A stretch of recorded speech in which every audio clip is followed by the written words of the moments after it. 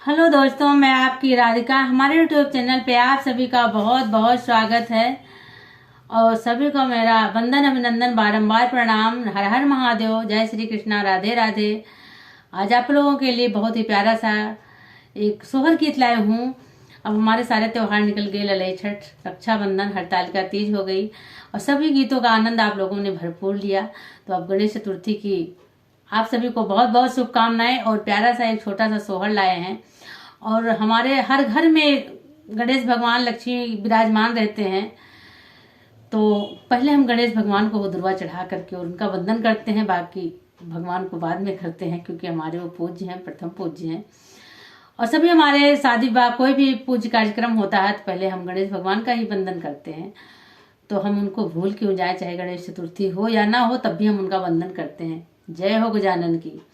तो आप लोग गीत सुनिए, आनंद लीजिए। एक छोटा सा सोहर है और आनंद लेना और बताना गीत आप लोग को कैसा लगा। आशा नहीं, उम्मीद करती हूँ जरूर अच्छा लगेगा। तो अपनी प्यारी बहन को एक छोटा सा कमेंट, मीठा सा कमेंट करके जरूर बताइएगा। और गीत सुनिए आप लोग।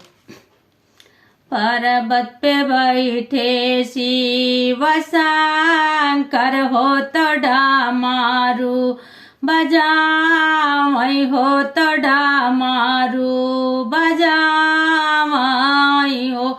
मोरी सखिया नंदी जे झूमी झूमी नाचै, हो तो खुशिया मनावई, हो तो खुशिया मनावई हो। मोरी सखिया नंदी जे झूमी झूमी नाचै, हो तो खुशिया मनावई, हो तो खुशिया मनावई हो। पर्वत पे बैठे शिव शंकर हो तो डामारू बजावई, हो तो डामारू बजावई हो। मोरी सखिया नंदी जे झूमी झूमी नाचै, हो तो खुशिया मनावई, हो तो खुशिया मनावई हो। डमरू के धुना सुनी देवा, हो तो बहुत खुशिया भय रे बहुत आनंदित भय रे बहुत आनंदित भय हो। मोरी सखिया जन्मे है गौरी के ललानावा, हो बिघाना के निहारता, हो बिघाना के निहारता हो।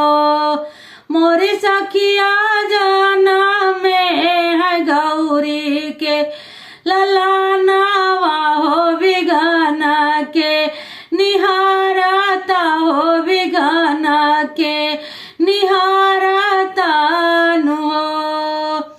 डमरू के धुना सुन देवा, हो तो बहुत आनंदित भय रे बहुत आनंदित भय हो।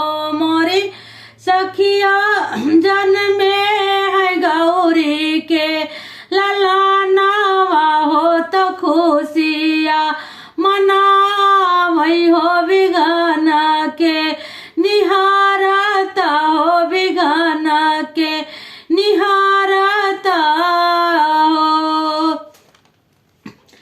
ब्रह्मा जे पोथिया विचारई, हो तो बताई सुनावई, हो तो बाची के सुनावई हो। मोरे रामा ललना तो बहुत आज्ञाकारी हो, बहुत उपकारी, बहुत उपकारी हो। मोरे हो मोरे रामा लालाना तो बाहु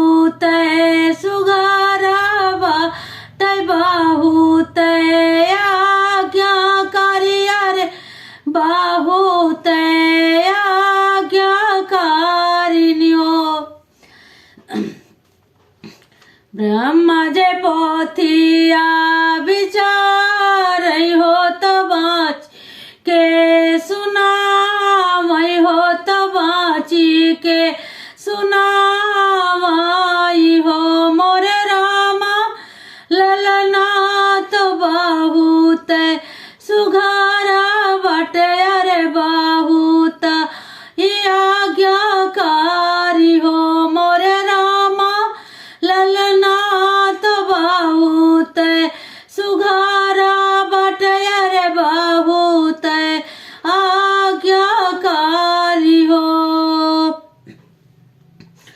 सब देव फूलावा बरसावई हो तो खुशिया मनावई हो खुशी मनावई हो मोरे सखिया देव सब बोल देले बधाई आहो शिवा गौरी के माई आहो शिवा गौरी के भाई कहो। सब देव फूलावा बरसावई हो तो खुशिया मनावई हो तो खुशिया मनावई हो मोरे सखिया सब देव देले बधाई हो तो शिव गौरी भाई हो तो शिव गौरी भाई नु। ये गीत आप लोगों को कैसा लगा कमेंट बॉक्स में जरूर बताइएगा।